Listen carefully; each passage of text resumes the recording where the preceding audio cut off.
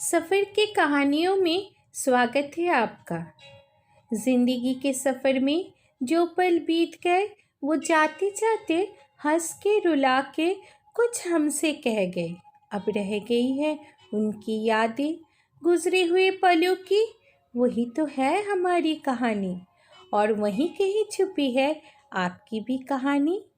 आज मैं आप लोगों को जो कहानी सुनाने जा रही हूँ उसकी शीर्षक है मदर टीचर। मदर टीचर का मतलब तो जानते ही होंगे। ये सुनने में जितना सिंपल लगता है इसे निभाना उतना ही मुश्किल। ऐसे तो टीचर का जीवन आसान नहीं होता। उसके हर एक कदम के साथ जुड़ी होती है एक नई ज़िंदगी। और मदर टीचर वो तो माँ होती है पूरी क्लास की, यानी 35 से 40 बच्चों की माँ। वो रिस्पॉन्सिबल होती है उन पूरे बच्चों की एकेडमिक और कल्चरल डेवलपमेंट के लिए। इसका मतलब मदर टीचर को होना पड़ता है ऑलराउंडर। तो चलिए सुनते हैं कहानी mother teacher. Mrs. Rai, you are the mother teacher of Standard 1 for the session 2016 and 17. School bus की सील्ड वाली विंडो पे झूम रही थी और कानों में गूंज रही थी ये अनाउंसमेंट। ब्रेक लगा तो पता चला स्कूल आ गया। जल्दी से अपनी बाल संवार के अटेंशन में खड़ी हो गई ताकि टीचर मैं आगे इस दौड़ को संभाल के सुरक्षित नीचे भेज पाए। बच्चों को बस से उतरने की जितनी जल्दी होती है चढ़ने की भी उतनी ही जल्दी होती है। कुछ आदतें कभी नहीं बदलती। आज सेशन का पहला दिन था। एक और न्यू बच्चों का ग्रुप। शुरुआत के दिन तो टीचर और स्टूडेंट दोनों के लिए मुश्किल भरा होता है। एक दूसरे को समझना जो पड़ता है। मिसेस राय एक एक्सपीरियंस मदर टीचर थी। बच्चों के साथ जल्दी एडजस्ट हो जाती थी। फर्स्ट डे इंट्रोडक्शन चल ही रहा था तभी स्कूल एडमिन से उनका बुलावा आया। पता चला एक बच्चे का एडमिशन आया है जो एक हादसे का शिकार है और उसे स्पेशल केयर की ज़रूरत है और उसकी एनरोलमेंट मिसेस राय की क्लास में की गई है। मिसेस राय ने मुस्कुराते हुए जवाब दिया, okay sir, don't worry, I will take care of it. ये कह के वो फिर से अपनी काम में लग गई। कुछ ही देर में एक 6-6.5 साल का बच्चा अपना सर झुका के पीठ पे बैग लटका के क्लासरूम के गेट पे खड़ा हुआ था पियोन के साथ। पियोन ने आवाज़ दिया, राय मैडम, ये वही बच्चा है जो थोड़ा। बस इतना ही कहा कि मैडम ने उनको चुप करा दिया इशारे से और उसको अपनी गोदी में उठा लिया। कुछ बोलने के मूड में नहीं था वो। बुक के नेम स्लिप देख के पता चला कि उसका नाम अभिनव है। शुरू हुआ एक नया सफ़र। फिर तो शायद नींद में भी मिसेस राय अभिनव का नाम लेती।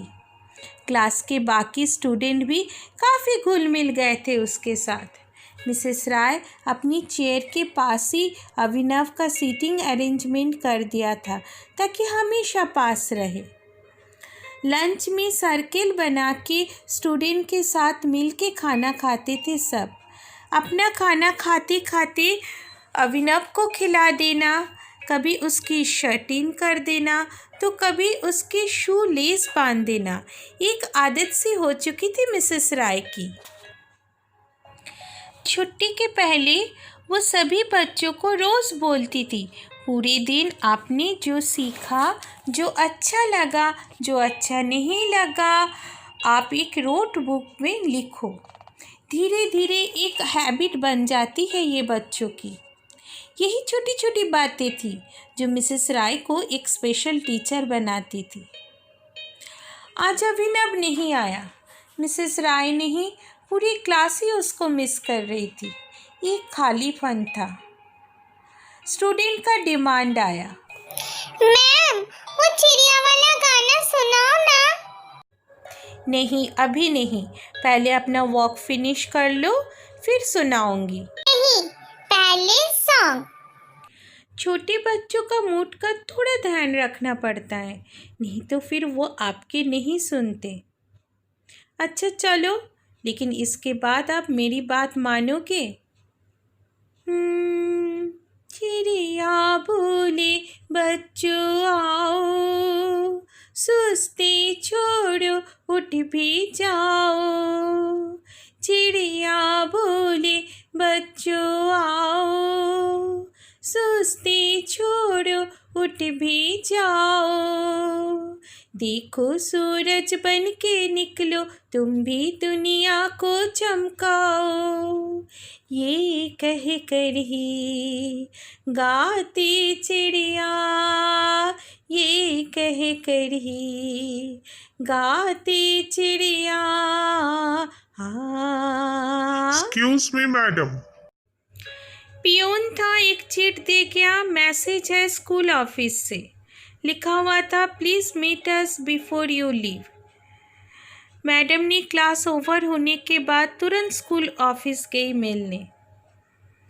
मैडम, सौरभ सिंह आपकी क्लास का बच्चा है? Yes sir. मैडम, उसके घर से फ़ोन आया था कि वो कुछ दिन से स्कूल नहीं आना चाहता है। बच्चा काफ़ी परेशान है। बहुत पूछने पे उसने बताया कि मैं मैडम से नाराज़ हूँ, बहुत वर्किंग है, काफ़ी परेशान हो रहे थे पेरेंट्स। ऐसा कुछ हुआ है क्या क्लास में मैडम? नो सर, ऐसा तो कुछ भी मुझे याद नहीं आ रहा है, फिर भी कल मैं ज़रूर देखूँगी। दूसरे दिन क्लास में मिसेस राय ने काफ़ी कोशिश की जानने की कि कुछ ऐसा हुआ है क्लास में। बस में भी पूछताछ की गई, स्कूल ऑफिस के लोग भी आए थे पूछने के लिए, पर ऐसा नोटिसेबल कुछ भी याद नहीं आया। बार बार पेरेंट्स का फ़ोन आना, स्कूल ऑफिस का प्रेशर। मिसेस राय परेशान होकर आखिरकार बोल दी, सर आप सौरभ का सेक्शन ही चेंज कर दीजिए। फिर पेरेंट्स का रिक्वेस्ट आया, हम एक बार मैडम से मिलना चाहते हैं।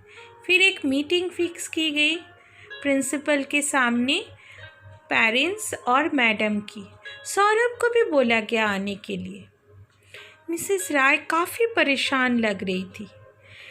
स्कूल की सीढ़ियाँ चढ़ते चढ़ते अपनी मन में खुद ही बोले जा रही थी, पता नहीं किस बात की सज़ा मिल रही है मुझे, और ये आजकल के पेरेंट्स ये तो कुछ ज़्यादा ही पैम्पर करते बच्चों को।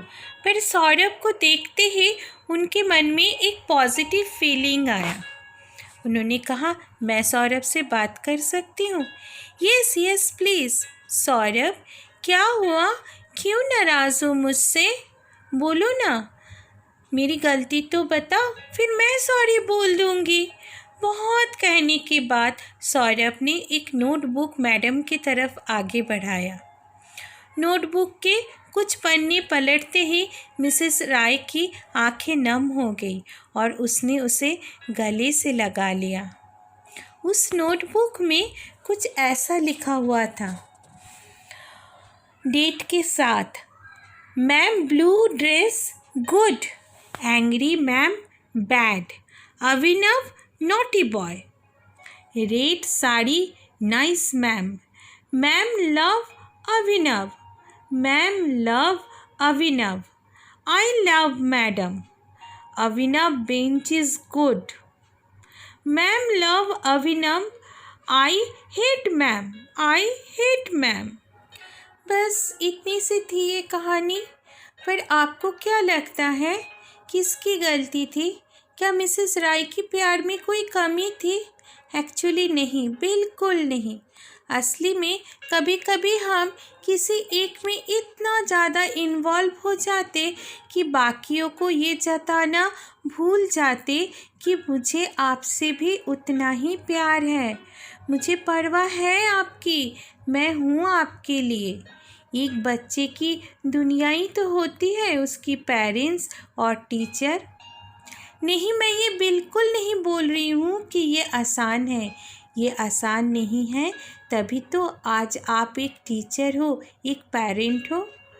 Sometimes we need to express our emotion, concern and love to our loved one, क्योंकि आपसे ही तो है उनकी दुनिया।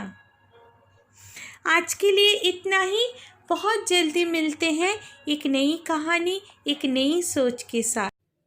चैनल को सब्सक्राइब और लाइक ज़रूर कीजिए और शेयर कीजिए उन दोस्तों के साथ जिनकी आपकी परवाह हो, ताकि हम सब मिलके एक बेहतरीन ज़िंदगी जी पाए। बहुत बहुत धन्यवाद।